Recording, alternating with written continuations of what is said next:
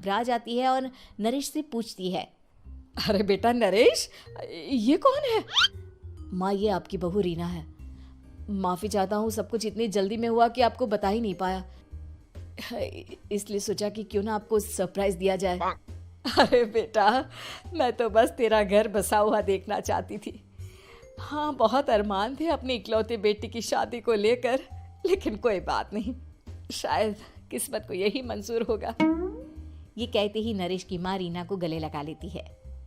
रीना बेटिया, मेरा बेटा ना थोड़ा नादान है, पर तुम काफ़ी समझदार लगती हो और मैं जानती हूँ कि तुम इसका बहुत अच्छे से ध्यान रखोगी।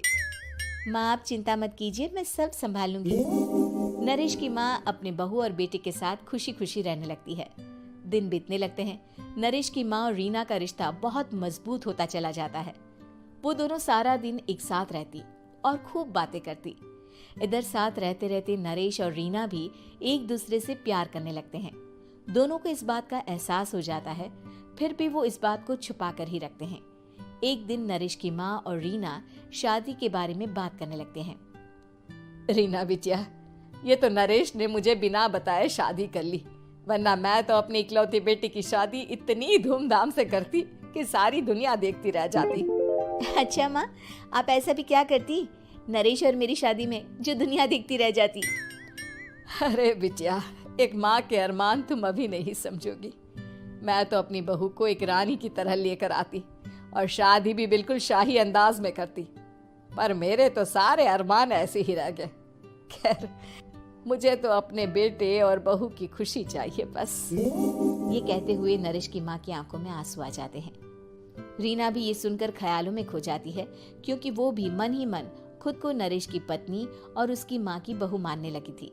शाम को जब नरेश ऑफिस से घर आता है तो रीना खुद को रोक नहीं पाती और नरेश के सामने उसकी माँ को अपने और नरेश के रिश्ते का सारा सच बता देती है।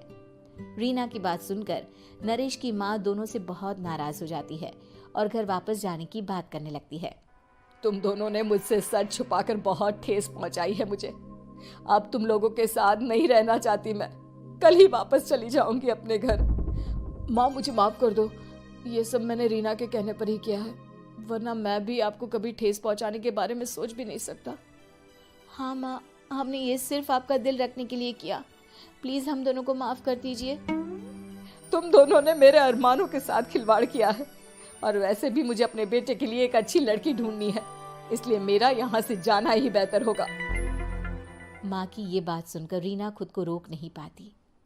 माँ, क्या मैं आपके घर की बहू बनने लायक नहीं हूँ? रीना की बात सुनकर नरेश हैरान रह जाता है।